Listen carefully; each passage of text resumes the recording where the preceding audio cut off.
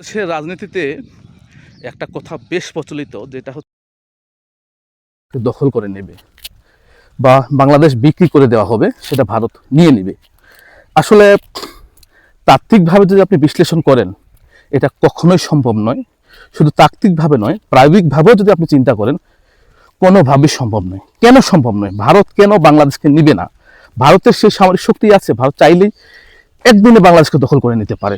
বাংলাদেশের সেনাবাহিনীর কোন একজন জেনারেল নাকি বলেছিলেন, সাংবাদিক মাসুদ কামাল এটা বারবার বলে থাকেন। কারণটা হচ্ছে, আপনারা জানেন যে ভারতের 28টা প্রদেশ, 8টা কেন্দ্রশাসিত অঞ্চল, সেখানে এক কাশ্মীর নিয়েই তারা উদ্বিগ্ন। সেখানে বারবার তাদের ভাষায় টেররিস্ট অ্যাটাক হয়, এমন বিভিন্ন জায়গায় যে ভায়োলেন্সগুলো হয় সেগুলো তো জানেনই। পশ্চিমবঙ্গের মতো জায়গা, যেখানে 1970 সালে 23% মুসলিম ছিল, সেখানে আজকে 35% মুসলিম।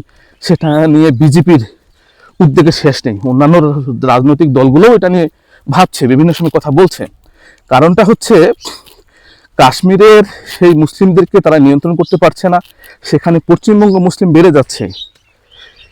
এবং এই যে পশ্চিমবঙ্গে যে তৃণমূল কংগ্রেস দীর্ঘদিন থেকে ক্ষমতায়, একমাত্র কারণ হচ্ছে সেখানে মুসলিমদের ভোট, মুসলিমরা সেখানে ঐক্যবদ্ধ। এবং অলরেডি পশ্চিমবঙ্গে আমরা যে 35% মুসলিম দেখতে পাচ্ছি, এর ভিতরে কিছু কিছু জায়গায় তো মুসলিমদের সংখ্যাগরিষ্ঠ। আমরা মালদাতে 50-এর উপরে, নির্দিষ্ট পরিসংখ্যান আমাদের কাছে জানা নেই, তো কোথাও আমরা 52 দেখি, কোথাও 55 দেখি। আমরা মুর্শিদাবাদে দেখতে পাই যে সেখানে 65 থেকে 70% মুসলিম। আমরা উত্তর দিনাজপুরে দেখতে পাই মুসলিম মেজরিটি। এবং সেখানে এগুলো নিয়ে তারা খুব বেশি ইতস্তত বোধ করে। আমরা কিছুদিন আগে সেখানে যে ওয়াকফ বিল যেটা পাশ করেছিল ভারতের কেন্দ্রীয় সরকার, সেটা নিয়ে মুর্শিদাবাদে আমরা দাঙ্গা দেখেছি।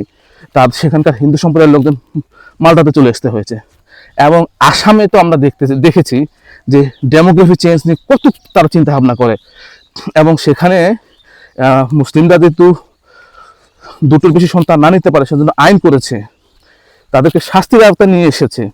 এবং গরু মাংস খাওয়ার ব্যাপারটা কত কী ধরনের তারা করেছে, যে যেখানে 40 কিলোমিটার মধ্যে হিন্দু সম্প্রদায়ের লোকজন আছে, সেখানে গরু খেতে পারবে না।